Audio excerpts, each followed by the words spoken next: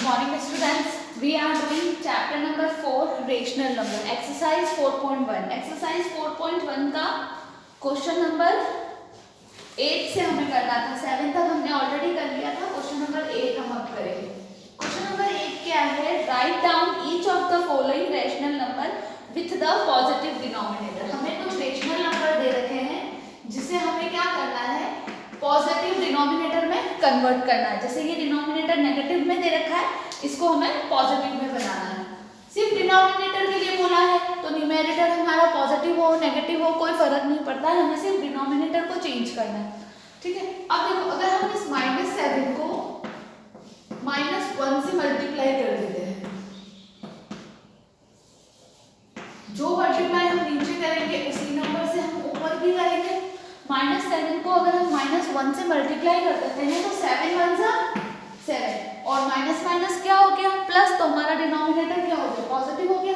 6 1 जा 6 plus minus minus, तो numerator क्या हो गया, -6 हो गया। ठीक है, इसी तरह से हम एक और क्वेश्चन देखते हैं 5। Question number 2 -3/-5। हमें क्या करना है, इसका डिनोमिनेटर जो है वो पॉजिटिव करना है। इस -5 को हम किससे मल्टीप्लाई करेंगे, -1 से, तो -3 को भी हम -1 से मल्टीप्लाई करेंगे। जब -5 को 1 से मल्टीप्लाई किया तो 5 1 जा 5 माइनस माइनस प्लस हो गया। 3 को 1 से किया 3 1 जा 3 माइनस माइनस प्लस हो गया। आंसर क्या आया, 3/5। इसी तरह इसका एक और लास्ट देखो 11/-5। इसको भी हमें पॉजिटिव डिनोमिनेटर करना है, तो इस -5 को हम -1 से मल्टीप्लाई कर देंगे, -11 को भी -1 से मल्टीप्लाई कर देंगे। 1 से मल्टीप्लाई हम इसलिए कर रहे हैं क्योंकि जो हमारा डिनोमिनेटर है उसकी जो वैल्यू है, जैसे 5 है तो अगर हम 2 से करते तो क्या होता, 10 हो जाता, डिनोमिनेटर ही चेंज हो जाता। हमें डिनोमिनेटर चेंज नहीं करना है, सिर्फ नेगेटिव को पॉजिटिव बनाना है, इसलिए हम 1 से ही करेंगे सब में। 5 को 1 से किया 5 1 जा 5 माइनस माइनस प्लस, 11 को 1 से किया 11 1 जा 11 माइनस माइनस प्लस। ठीक है, इसका जो क्वेश्चन नंबर 4 है वो आप लोग होमवर्क में कर लेना, note down in your notebook.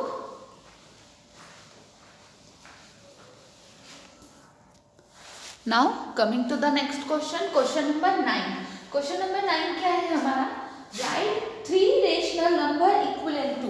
हमें इस -7/8 के इक्विवेलेंट 3 रेशनल नंबर्स लिखने हैं। ठीक है, देखो -7/2 इसको अगर हम 2 से मल्टीप्लाई कर देंगे, 7 2 जा 14 8 2 जा 16, एक रेशनल नंबर ये हो गया इसकी इक्विवेलेंट। फिर इसको हम 3 से मल्टीप्लाई कर देंगे, जब भी इक्विवेलेंट पूछे हम 2 3 4 इससे मल्टीप्लाई करेंगे और इसको हम 4 से मल्टीप्लाई कर देंगे। ठीक है, 7 को 3 से किया 7 3 जा 21 माइनस का 21, 8 3 जा 24, 7 को 4 से किया 7 4 जा 28, 8 4 जा 32। तो ये इसके इक्विवेलेंट 3 रेशनल नंबर्स हो गए, ये तीनों हो गए इसके इक्विवेलेंट। ठीक है, हमें क्या करना था, जो नंबर दे रखा था उसके इक्विवेलेंट रेशनल नंबर लिखना था। एक और देख लो इसका 11/-6, इसके इक्विवेलेंट हमें 3 रेशनल नंबर्स लिखने, तो क्या करेंगे 11/-6 को पहले 2 से मल्टीप्लाई करेंगे, 11 2 जा 22 6 2 जा 12 माइनस का 12 क्योंकि एक प्लस है और एक माइनस है, 11 3 जा फिर 6 3 जा 11 3 जा 33 6 3 जा 18 माइनस का 18। अब 11 4 जा क्योंकि हमें 3 रेशनल नंबर्स लिखने हैं, 11 4 जा 44 6 4 जा 24। ये इसके इक्विवेलेंट 3 रेशनल नंबर लिखने थे, वो हमने ऐसे इक्विवेलेंट रेशनल नंबर इसी तरह से करते हैं, जो भी फैक्टर दे रखा है उसको 2 से मल्टीप्लाई करो, फिर 3 से करो, फिर 4 से करो। हमें 3 पूछा था, अगर 5 6 पूछा होता तो हम 5 5 से भी करते हैं, 6 से भी करते हैं। हमें 3 इक्विवेलेंट रेशनल नंबर पूछा, इसलिए हमने 3 ही निकाले हैं। इसका जो थर्ड वाला है आप लोग वो होमवर्क में कर लेना। Okay, note down in your notebook.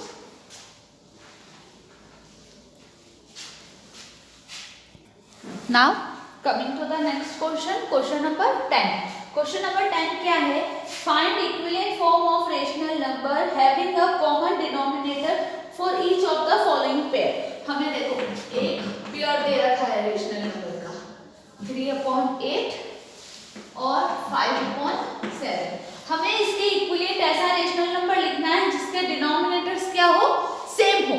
हमें एक ऐसा रेशनल नंबर इसके इक्विवेलेंट लिखना है जिसके डिनोमिनेटर्स सेम हो। ठीक है,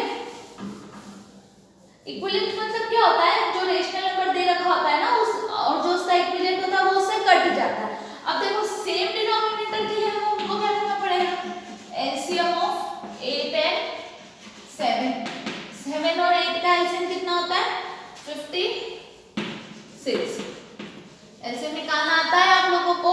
देखो मैं एक और एलसीएम निकालने की ट्रिक बताती हूँ। एक तो हम ऐसे फैक्टर करके निकालते हैं, है ना, 2 से एक तो फैक्टर करके निकालते हैं और एक डायरेक्ट कैसे निकालते हैं? बड़ा नंबर देखते हैं सबसे पहले। बड़ा नंबर कौन सा है? 8 1 सा 8, 8 2 सा 16। 16 7 के टेबल में नहीं आता है।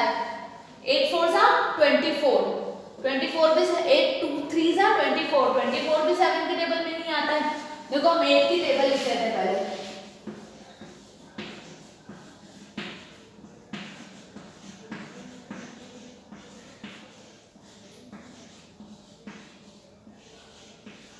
बड़ा नंबर जो भी होगा ना हम उसकी टेबल बोलेंगे।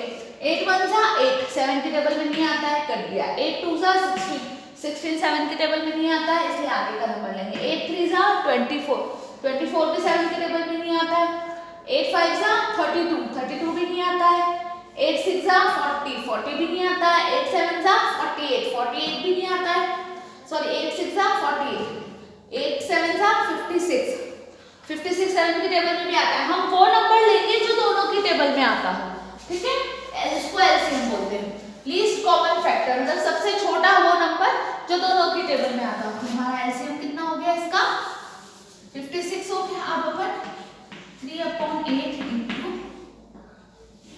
हम इसके डिनोमिनेटर में क्या करना है? हमें कॉमन डिनोमिनेटर लिखना है, मतलब दोनों के डिनोमिनेटर में क्या होना चाहिए? 56 होना चाहिए। 8 की टेबल को हम कितनी टाइम बोलेंगे कि 56 आएगा? 7 टाइम। तो 7 को ऊपर भी 7 से मल्टीप्लाई करेंगे और नीचे भी। 8 7 सा 56, 3 7 सा 21। अब 7 की टेबल को कितनी टाइम्स बोलेंगे तो 56 आएगा? 8 टाइम्स। तो इस 5 को भी 8 से मल्टीप्लाई करेंगे। 7 8 सा 56, 5 8 सा 40। तो इसके इक्विवेलेंट दो रेशनल नंबर सेम डिनोमिनेटर के हो गए, 21/56 और 40/56। ठीक है, इसका एक और क्वेश्चन देख लो आप। सेकंड वाला 3/4 माइनस 7/8। अब इसका एलसीएम कितना होगा? एलसीएम ऑफ 4 एंड 8 इज, देखो बड़ा नंबर कौन सा है? 8। 8 की टेबल को बोलेंगे 8 1 सा 8, 8 2 सा, देखो बड़ा नंबर कौन सा है हमारा? 8। 4 की टेबल में भी 8 आता है, तो हम क्या ले लेंगे? 8 ही एलसीएम ले लेंगे। 3/4 और माइनस 7/8। हमें इसके डिनोमिनेटर में क्या चाहिए? 8 चाहिए। जो हमारा एलसीएम आता है वो डिनोमिनेटर में चाहिए। 4 को किससे मल्टीप्लाई करेंगे कि 8 आ जाएगा? 2 से। 4 2 सा 8, तो 3 2 सा 6। यहाँ ऑलरेडी 8 है। 8 1 सा 8, तो 7 1 सा 7। ठीक है, तो सेम डिनोमिनेटर के दो रेशनल नंबर्स हो गए। ठीक है, इसका थर्ड वाला आप लोग होमवर्क में ऐसे ही कर लेना। यहाँ पर हमारी एक्सरसाइज 4.1 कंप्लीट हो गई। अब हम हमारी नेक्स्ट वीडियो में 4.2 स्टार्ट करेंगे। Note down in your notebook. Thank you.